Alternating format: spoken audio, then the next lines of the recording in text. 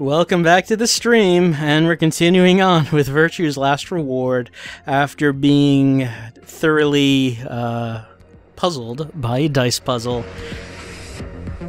I kind of hope VLR doesn't bring out the dice again. Let's not do that. Okay, but we have the third memory card. We have the third memory card, so let's plug it in now.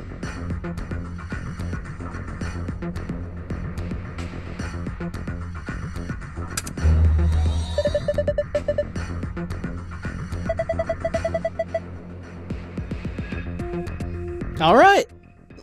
What's on it? Nothing? Okay, no, there's something. US, A, and B are all pairs consisting of two people.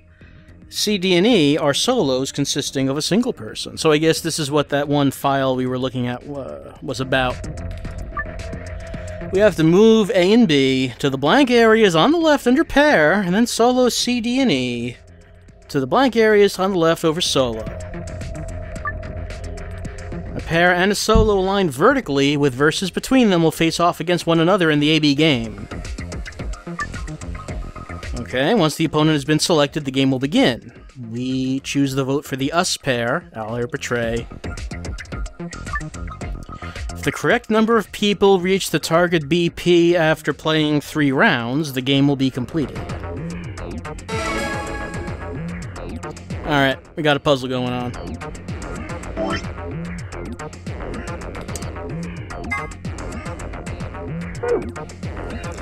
This is the hint we got. The AB Game Q Edition. We know that there are 3 people that are going to choose Ally. We know there are 3 people who are going to choose Betray. Even though there are 5... Oh, well, no. There are... A and B are pairs. C, D, and E are the solos. So, there's... Yeah, there's 9 people. Well, no, not 9 people. It's 7 people. 1 is a mysterious mirror man. He will always do whatever his opponent does. First answer is to strive for 9 with 6 cooperatives, and the second, we must be the only ones to surpass 9. Okay. So, we can do something like this. Oh wait, us is something... okay, so us is just... That's us. So we count as a third pair. So it is 9 people, okay. And we can just do something like this. And then we choose Ally or Betray, I guess.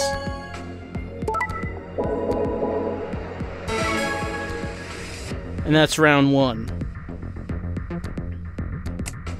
And we could do it again.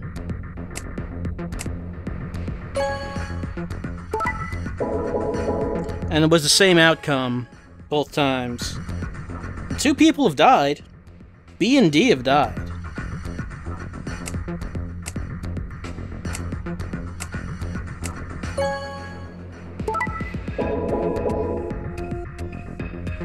And those are the 3 rounds. Okay. So, what we have to do, we have to figure out who are the 3 people who are going to choose Ally. We have to figure out who the 3 people are who are going to choose Betray. And we have to figure out who the Mirror Man does. We have to strive for 9 with 6 cooperators. Do we know that C is the mirror? Oh yeah, that's because the other pairs, the other 2 games had allies and betrays. So they can't be the mirror, because they did not mirror each other's choice. C, however, mirrored our choice. So from what we're looking at right now, yeah, it does seem like C is going to be the mirror man. Alright, so who always chooses ally?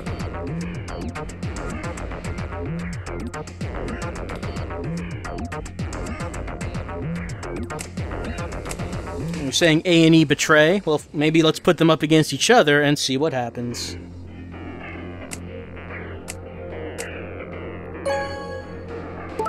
Okay, that kind of looks like what it is. Looks like you're right. C is mirror. A and D are betraying. B and E are allying. So we have to strive for 9 with 6 cooperators. Does that mean that we need to get 9 others to get 9 points with us?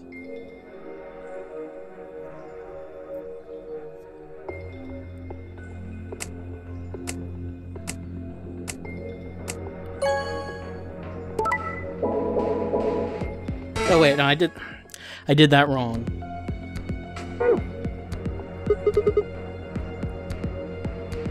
Do the other... Wait, there's another puzzle?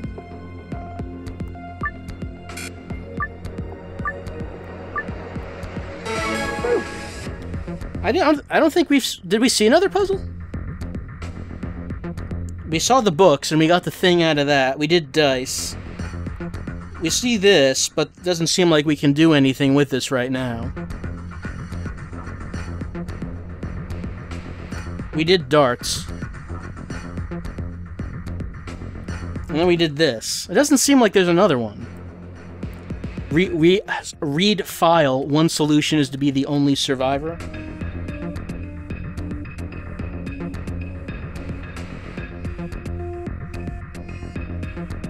Oh, you meant the two solutions in the archive file?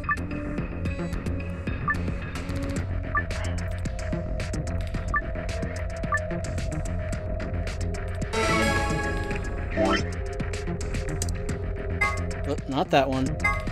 Let's never look at dice again. So the second answer was we must be the only ones to surpass 9. Alright, so if we want to surpass 9, then... we can't go up against Mirror Man, because Mirror Man will get 9.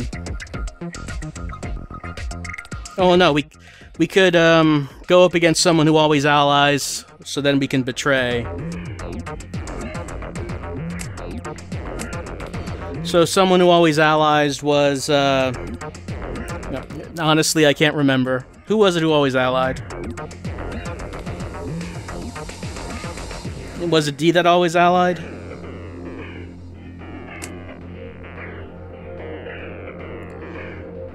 So then, let's see.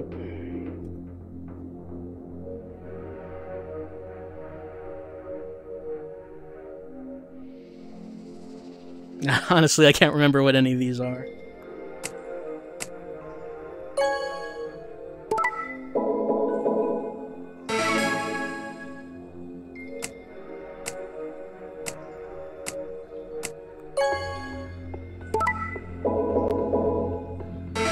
That time E got 9.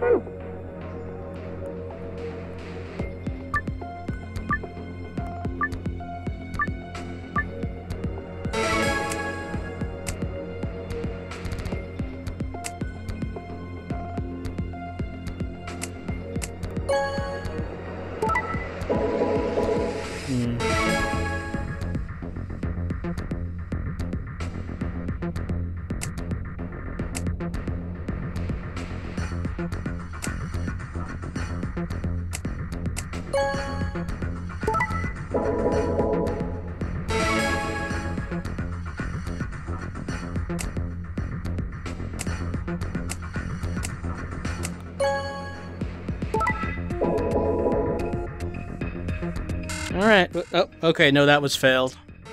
We surpassed 9, but, it seemed like we're the only one to do it, but, no, it says to be failed.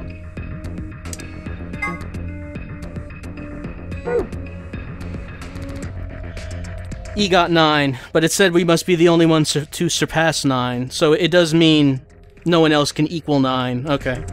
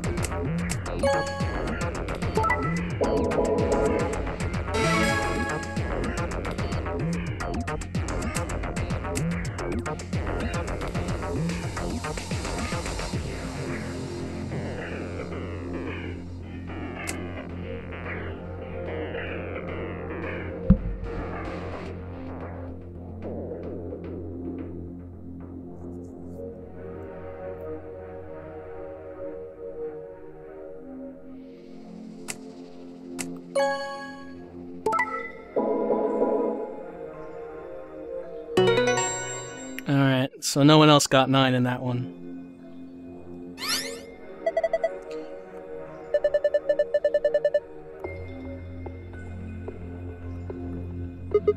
Alright, blue password.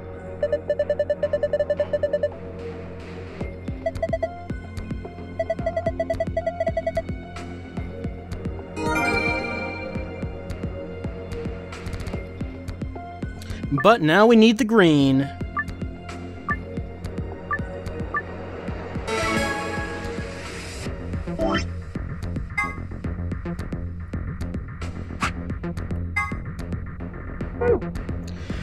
Alright, so now we need to strive for 9 with 6 cooperators. So 6 other people need to get 9 with us. Just pair betrayers against each other? I guess that's the one that makes sense.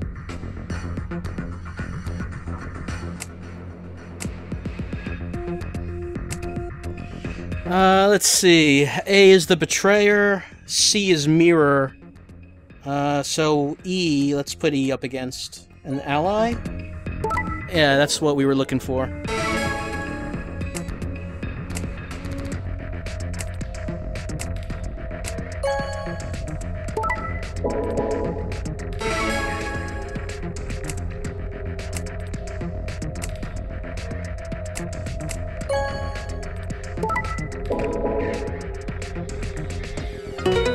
Alright, there we go. I think the puzzle just finally got through my skull.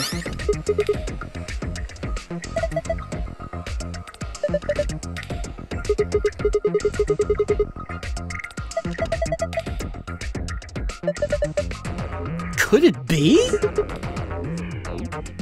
Should this be?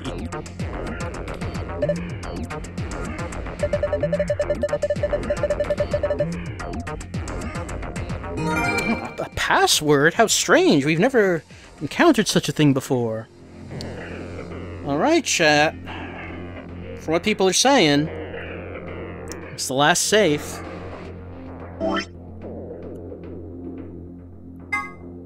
It's the last password.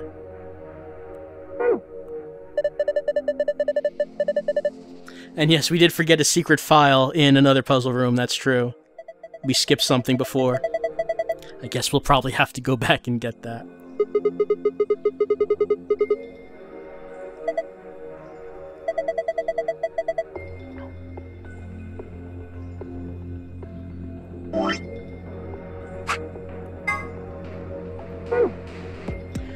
But we can at least have a little celebration, since this... the passwords for the final puzzle room.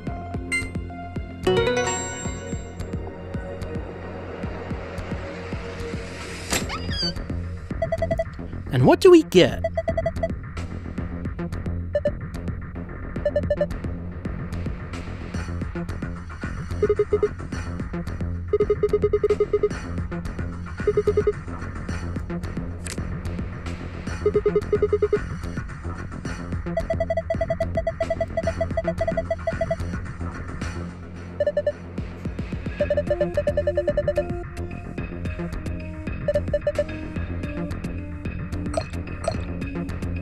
Ah, yes, indeed. More Xelavir.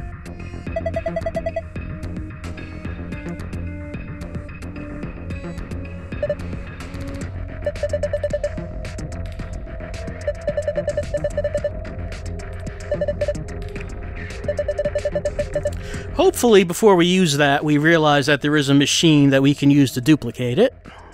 Just make as much as we want.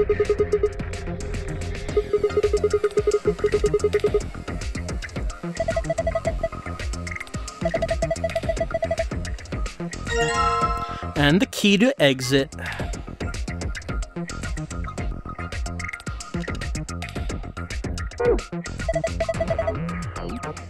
We will fi.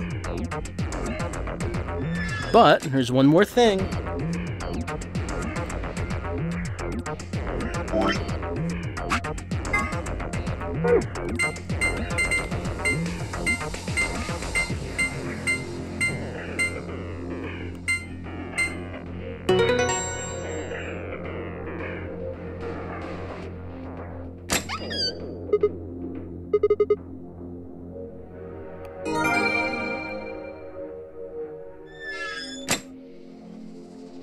And so,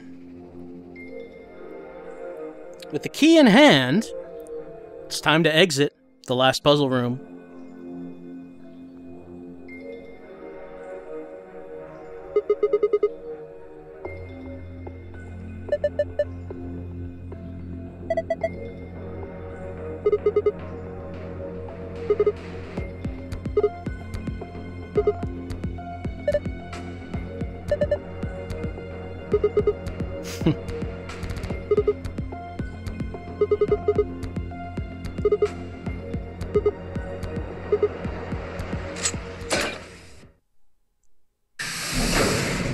And, for the last time, we found it! Huh. It opened. We should get back to the Floor A warehouse, then. That's weird, the door opened. What? Ah, the holopad. Will it actually do something?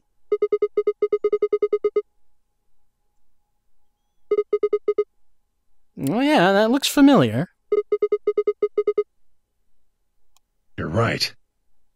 Guess it was set to turn on when we opened the door. It looks like an authentication screen. I think we need to put in an ID and a password. Okay. There is only a one-headed lion on it this time, instead of a two-headed. Yeah, but what? I wonder if our username and password would work on this one.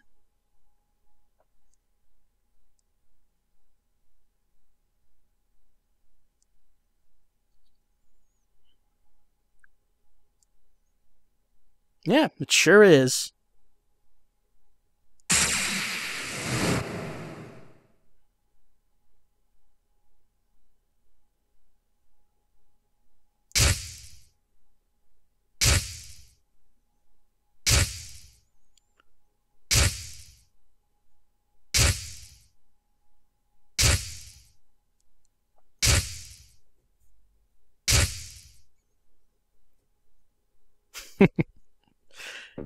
I like that that was one of the lions.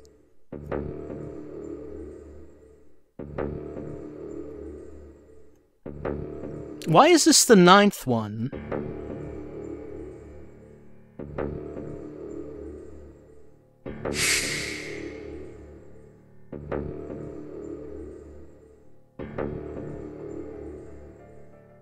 Weren't there 9 puzzle rooms in the second round, though? And each of them had a lion. Oh, yes, 9th, yes.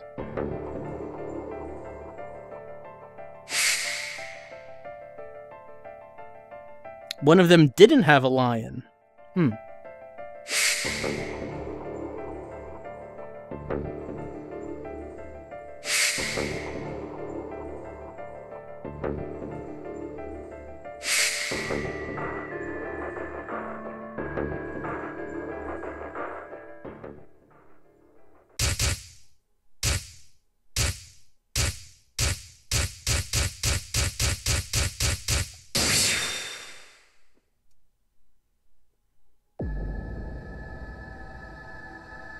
Okay, we have a username and password. Well, some people have mentioned we did get another password from somewhere else before, which was that? It was Jumpy Doll. I guess we could try it here.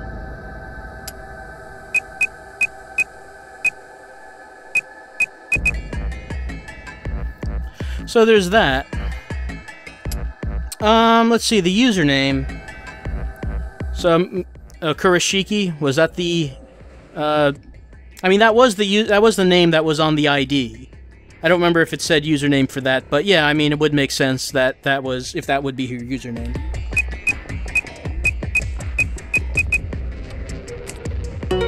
Oh yeah, there we go.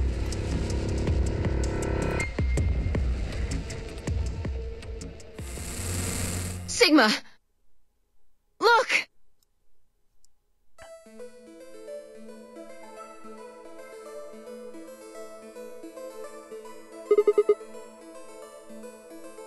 Akane. Her name is Akane Kurashiki. I've been looking for her for a very long time.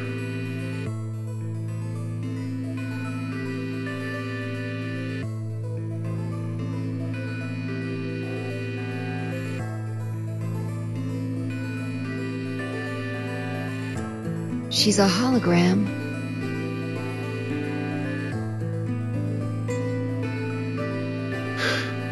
Akane.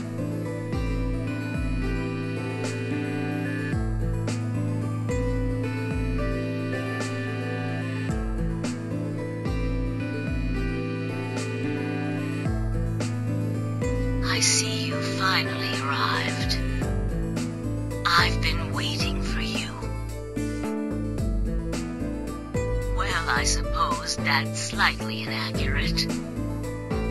What you see now is a holographic message I recorded before you came here. Unfortunately, this means I will not be able to answer your questions, at least not directly. I hope you will understand. Now, where to begin? You probably have a great many questions. What day is it? Where are we? Who is Zero? And what does he have to do with Akane Kurashiki? But I imagine there is one question that rises above all the others. Why were we brought here? The answer to that is simple. Everything that has happened here is part of our plan. All of this was required for the success of the AB project. I assume you heard the name by now, at least. In any event, you were all needed in order to execute our plan. The nonary game was necessary for the same reason. Why was the obnoxious rabbit necessary? I'm sure she'll get to that. Your question now, I imagine, is just what is this AB project? The answer to that is also simple. I'm sure it'll take quite some time to explain the simple answer. Allow me to explain. Mm-hmm. We created the AB project for one purpose. I'll be getting right back around to that in about an hour. To transport the consciousnesses of two people into the past. Oh no, they're saying it now. Two people are you, Sigma, and you, Phi.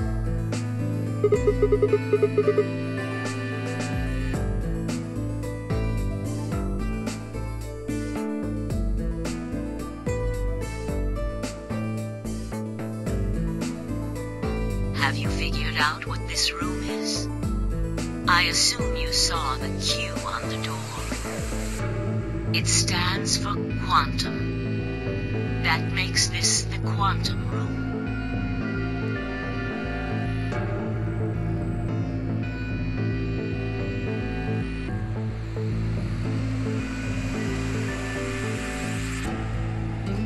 Take a look at the rear of the room. Do you see that large enclosure?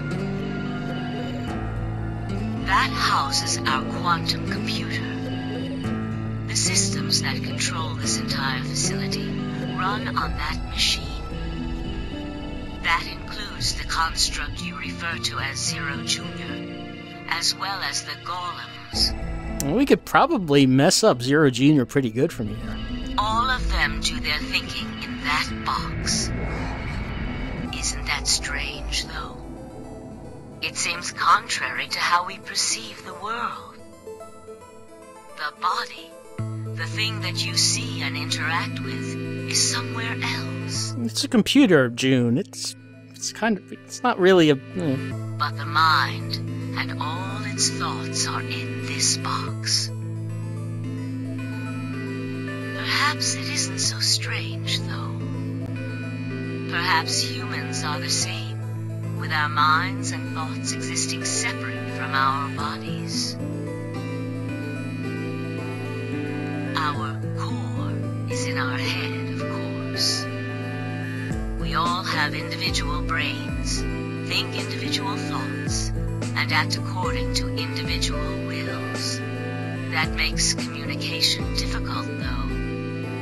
So, we're forced to rely on inefficient mediums, like language, photographs, non-verbal cues, etc., to transmit information.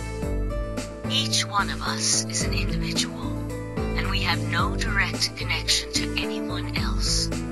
But, is that really true? In the dimensions we are most familiar with, yes, it is. If we look at things from another higher dimension, however, we may all be connected after all. Like the branches of a tree, or a rhizome. Imagine a horizontal cross-section of the root system of a large tree. All you can see are the spots where the roots intersect the plane of your cross-section. In the 2 dimensions you see, the roots all appear to be individual things with no connection to one another. But this isn't the case. If you expand your view and look at the root system in 3 dimensions instead of only 2, you see the truth. All the roots join together at the trunk. In 2 dimensions, they appear to be separate. But if you look at the roots from a 3rd higher dimension, you see things that might appear to be separate from one another in 3 dimensions could be connected to one another if you look at them in 4 dimensions. Doesn't that at least seem like it could be a possibility? I believe that is how human consciousness actually works. Well, I'm not the only one, I suppose. Zero and I share that belief. Morphogenetic field theory.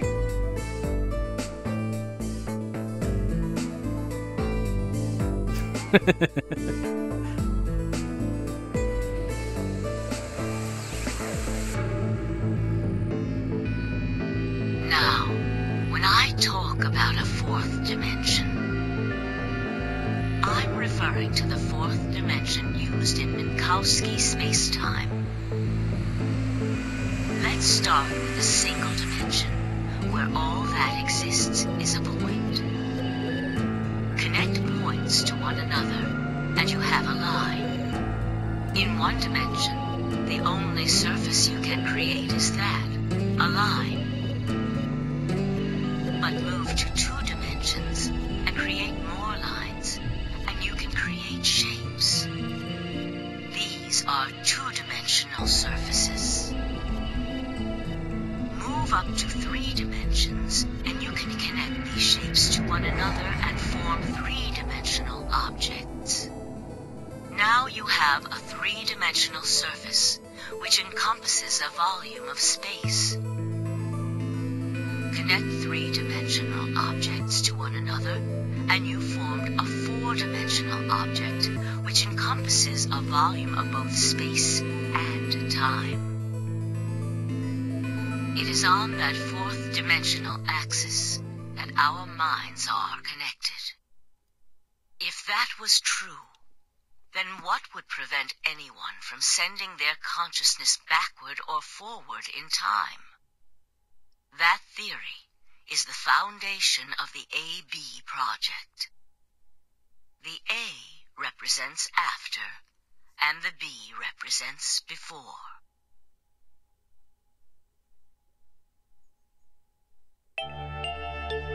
It probably sounds silly to you. Like Akane says, it probably sounds silly to us, and I think that's a good point to take a little break, and we'll come back in a few minutes for the final segment of the night, and more silliness and good times and laughs with pseudoscience is to come. As Akane explains it all to us, we'll see just how much she gets to tonight. Be back in a few minutes.